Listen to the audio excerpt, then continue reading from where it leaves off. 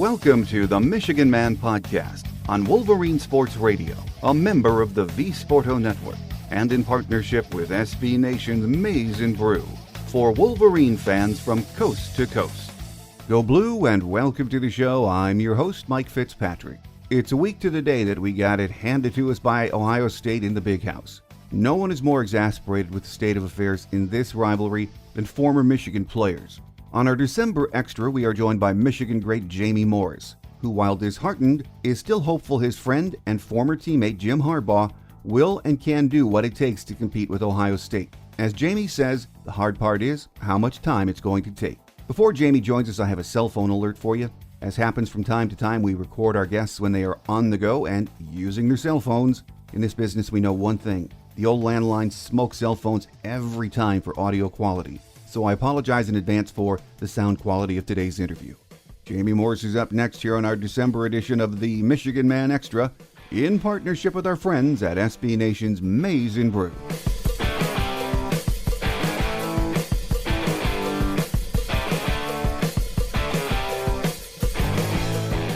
Here with us on our extra segment this week as we look back at what happened on Saturday and even look ahead is Michigan great Jamie Morris, also known to a lot of folks in the Ann Arbor area as the host of the M Zone on the Ticket WTKA. Once again, it's been a while, Jamie, but it's great to have you back with us. It has been, Mike, but it's great to be back on. And, I know it's not the greatest of moments to talk, but, hey, it's about Michigan football. We just got to get better. You were a former teammate of Jim Harbaugh's.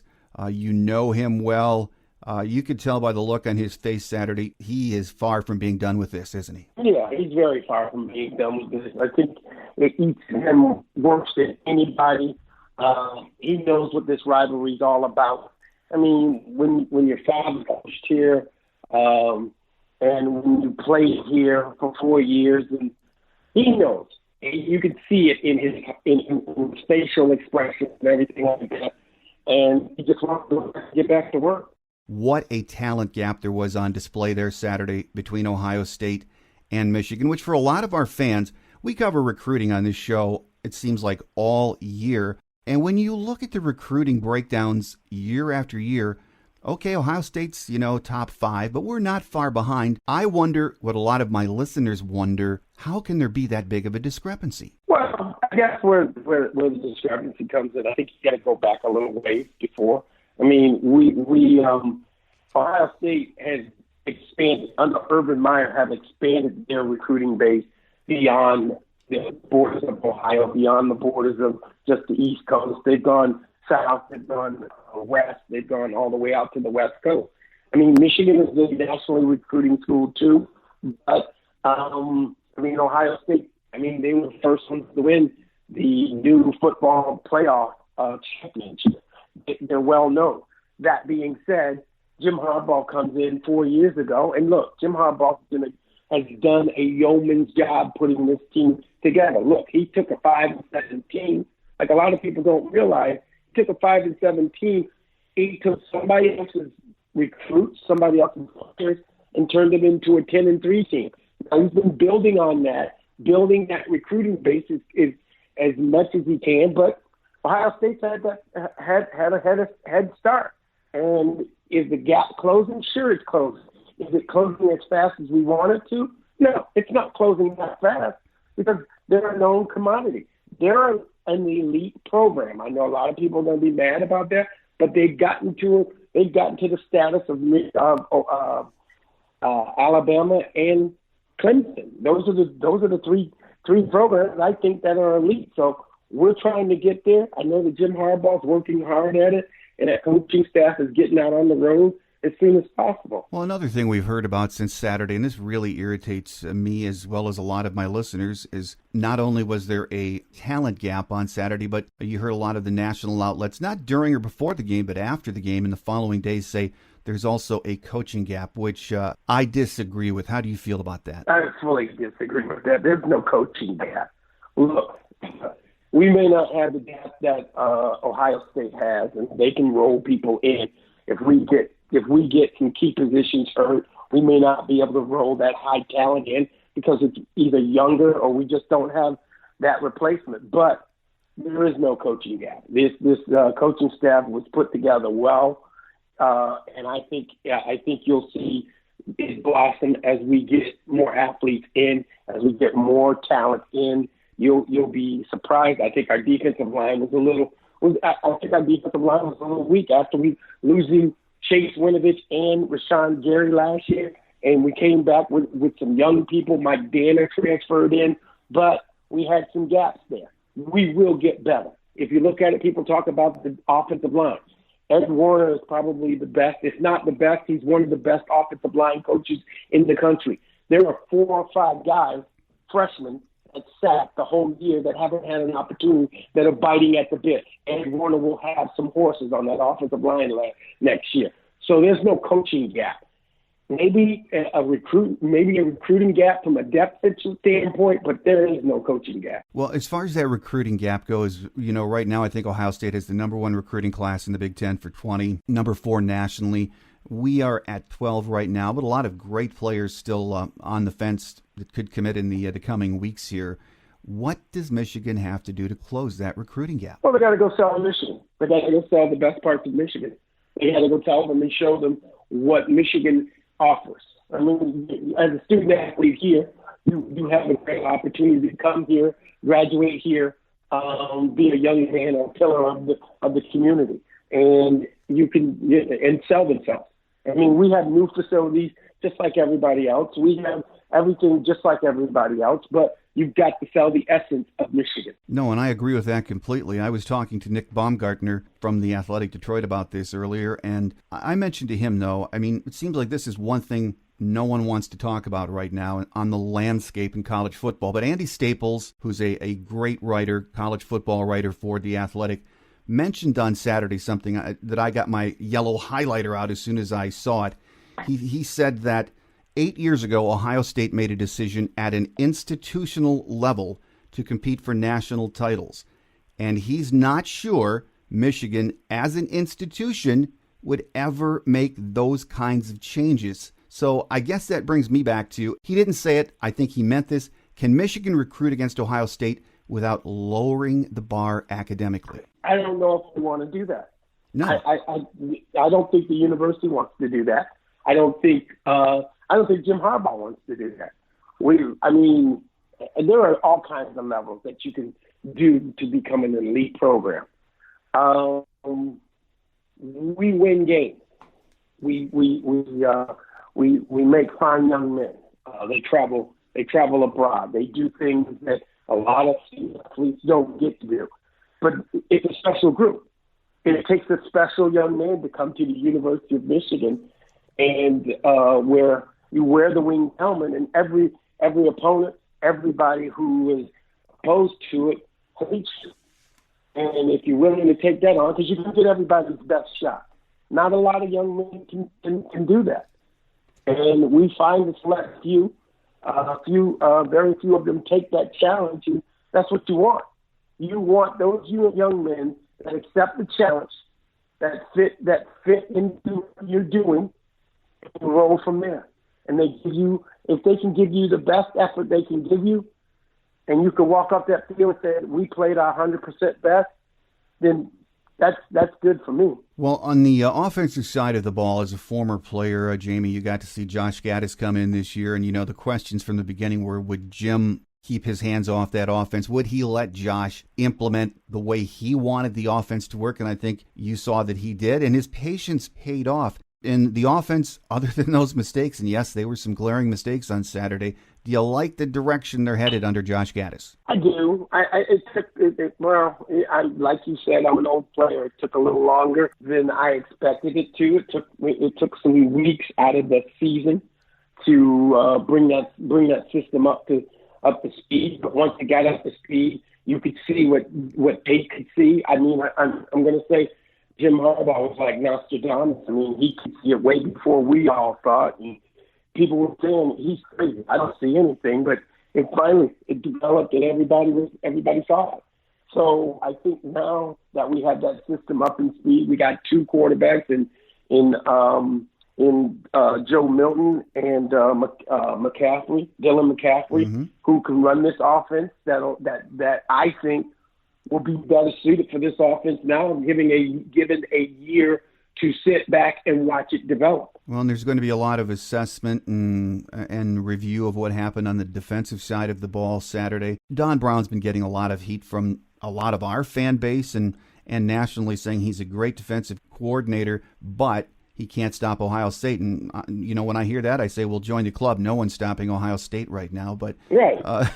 I mean, I still think, given we did have some shortcomings on that defensive line this year, not from effort, but, we were undersized and still played very well this year. I don't think there's anything wrong with Don Brown, do you? I don't think there's anything with Don Brown. I just think that sometimes he's a guy that we say he's stubborn, but I think he's more adept to doing what he needs to do for his defense.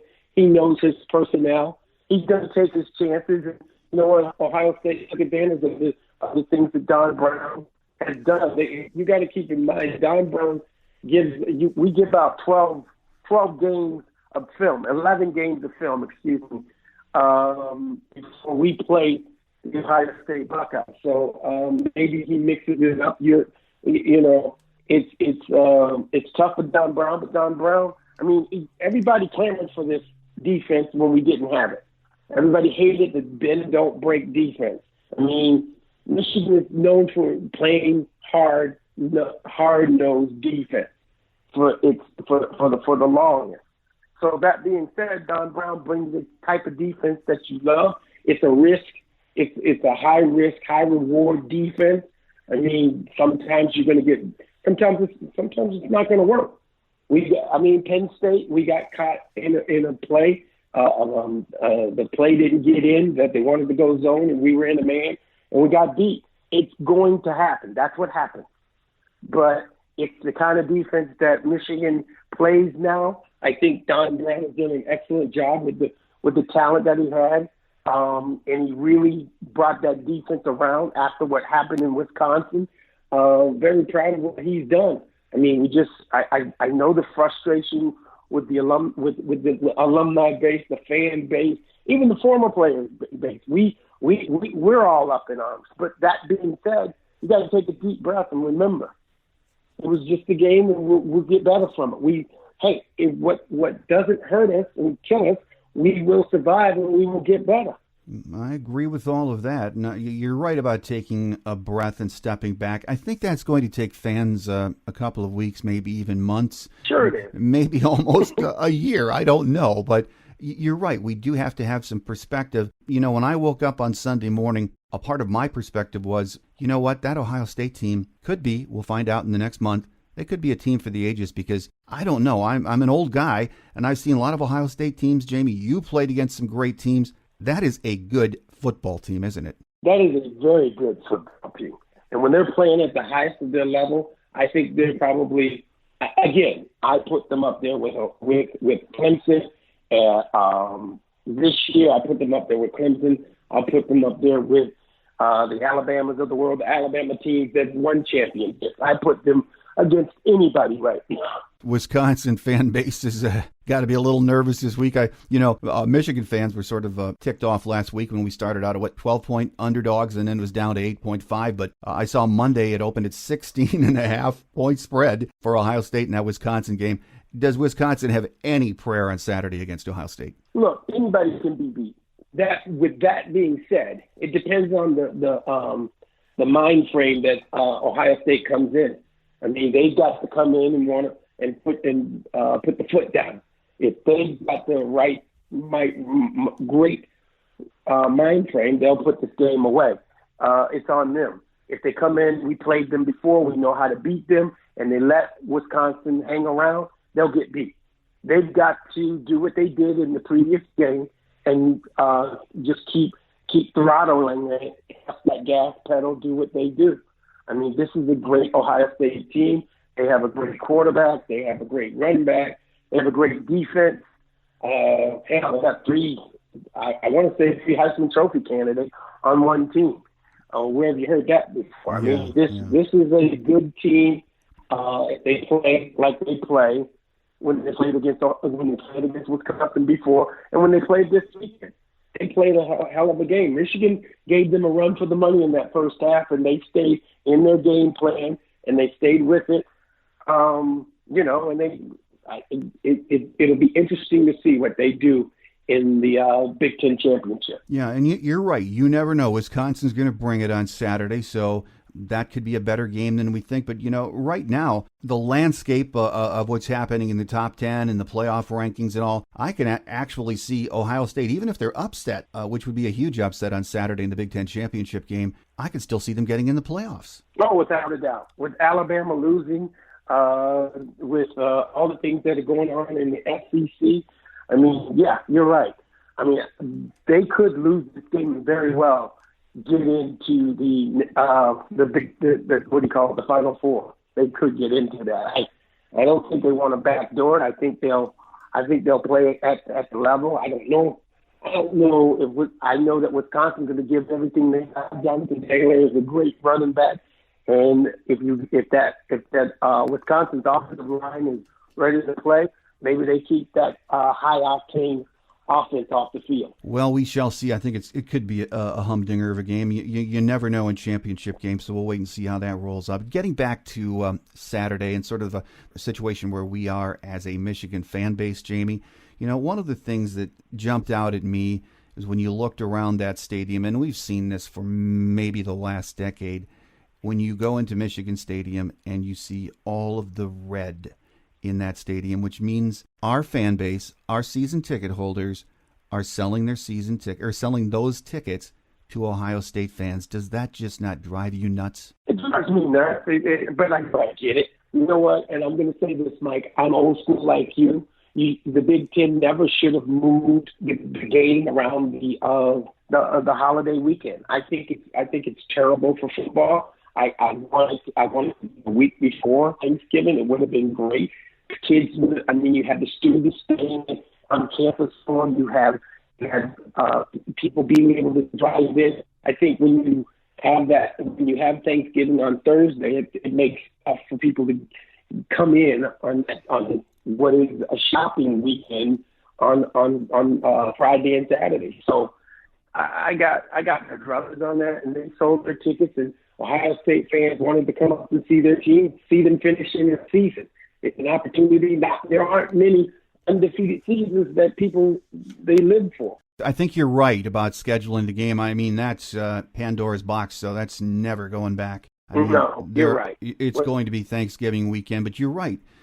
It's a college football game with the students being a focus. When you looked at that game at kickoff, when Michigan came out of the tunnel, there were just huge holes in the student section, which that's depressing too. It is depressing. It's very depressing. And we say this game is for the students, and then the alumni base, and then the fans. Look, and I'm talking about the NCAA. Look, when are you going to make this game for the students again? Because you just took it away from the students, gave it to the general public and TV. And I do get it. It's for the money. Well, we're going to find out after this weekend, after all of the championship games, where we go. There's been a lot of speculation as far as a bowl game, Gator Bowl, Holiday Bowl. I think Gator Bowl is one I hear most of. The thing is, though, it's another 15 practices. We need that 10th win. It's a very important game, isn't it, Jamie? Oh, it's a very important game. And like you said, we still need the practices. We want to see what the younger guys, the freshmen have learned over the course of a whole season and see where they are.